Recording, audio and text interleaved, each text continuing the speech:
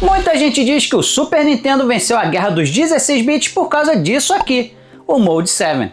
Aquela mágica que fazia o chão girar em F0 e deixava todo mundo de queixo caído no começo dos anos 90. Parecia que o console tinha um poder oculto, algo que o Mega Drive, mesmo com a sua famosa e marketada Blast Processing, simplesmente não conseguia replicar. Mas aqui vai uma pergunta que quase ninguém fazia na época. Se o Mode 7 era tão poderoso assim, por que vários jogos incríveis do Super Nintendo quase não usavam ele? Será que o Mode 7 era realmente uma tecnologia revolucionária? Ou será que ele era, na verdade, um truque de engenharia muito bem pensado pela Nintendo? Hoje a gente vai abrir o capô dessas máquinas lendárias para entender exatamente como esse efeito funcionava e por que o Mega Drive teve que responder com pura criatividade e genialidade de programação. Então, fala rapaziada, aqui é o Tony, sejam muito bem-vindos a mais um vídeo do canal Get Start Games Brasil. Hoje a gente vai mergulhar fundo na engenharia desses consoles que a gente tanto ama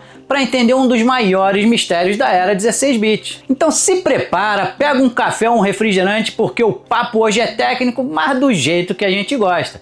Cheio de nostalgia e lembranças daquela época de ouro dos videogames. O trunfo da Nintendo. Para entender o impacto do Mode 7, a gente precisa voltar para o começo dos anos 90.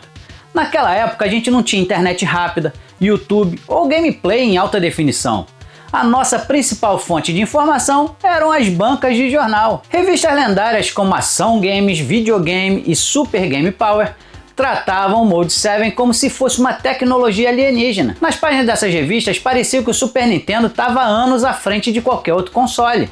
E existe um motivo para isso. O processador central do Super Nintendo rodava a cerca de 3.58 MHz. Enquanto isso, o processador principal do Mega Drive, o Motorola 68000, funcionava a aproximadamente 7.6 MHz.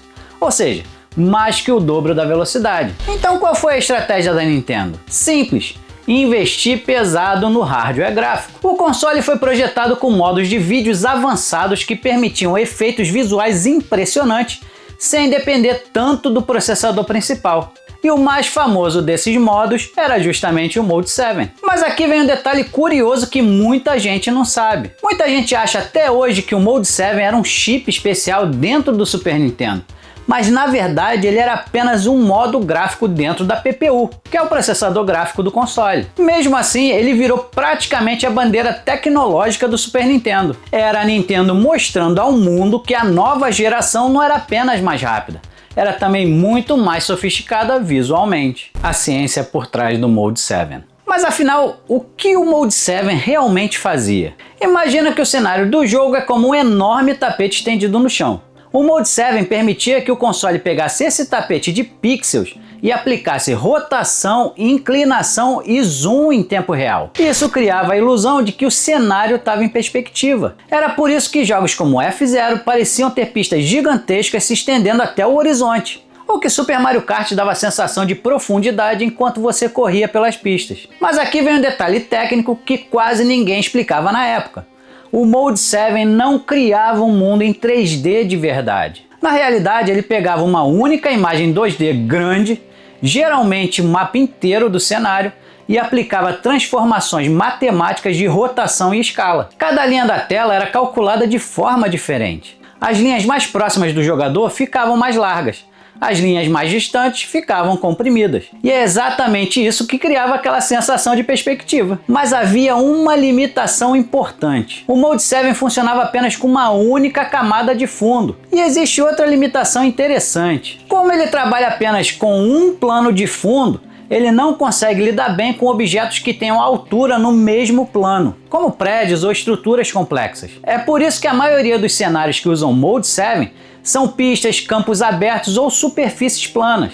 E os personagens? Eles continuavam sendo sprites 2D tradicionais, ou seja, eles não eram modelos tridimensionais. Era tudo uma ilusão extremamente bem construída. A resposta da Sega. E você acha que a Sega ficou assistindo a tudo isso de braços cruzados? Jamais. O Mega Drive não tinha um modo gráfico equivalente ao Mode 7. Então os programadores tiveram que usar outra arma: velocidade e criatividade. Uma técnica muito usada era o chamado line scrolling.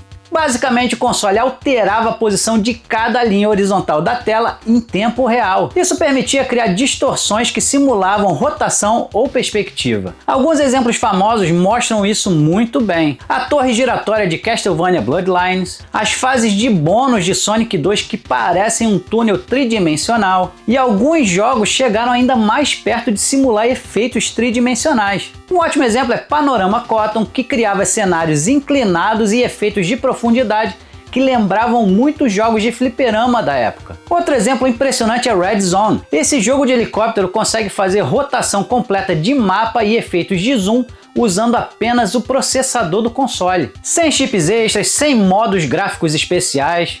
Era pura programação. Era a Sega provando que nas mãos de programadores talentosos, o Mega Drive também podia fazer coisas que pareciam impossíveis, quando a tecnologia evoluiu. A guerra tecnológica continuou evoluindo. A Sega lançou o Sega CD, que trazia hardware adicional capaz de fazer rotação e zoom em sprite de forma ainda mais avançada. Mas o verdadeiro choque veio com Virtua Racing. Esse jogo usava um chip especial dentro do cartucho chamado SVP. Esse chip funcionava basicamente como um processador extra dedicado a gráficos. E com ele, o Mega Drive conseguiu algo completamente diferente do Mode 7. Polígonos reais em 3D. Não era mais uma ilusão de perspectiva. Era geometria tridimensional de verdade sendo renderizada na tela. Naquele momento, a discussão mudou completamente de nível. No fim das contas, essa rivalidade tecnológica foi uma das melhores coisas que poderiam ter acontecido para os jogadores. O Mode 7 ajudou a definir a identidade visual do Super Nintendo e criou experiências inesquecíveis.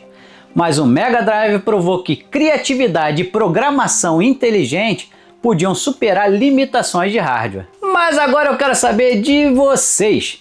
Na época, vocês acreditavam mais no poder do Mode 7 ou no famoso Blast Processing da Sega? Comenta aqui embaixo porque essa discussão clássica sempre rende boas histórias da época das locadoras. Ah, e se gostou do vídeo, não esquece de deixar o seu like e se inscrever no canal. Tem conteúdo novo aqui pelo menos 2 vezes por semana. Então, muito obrigado por assistir até o final. Fiquem com Deus e nos vemos no próximo vídeo. Fui!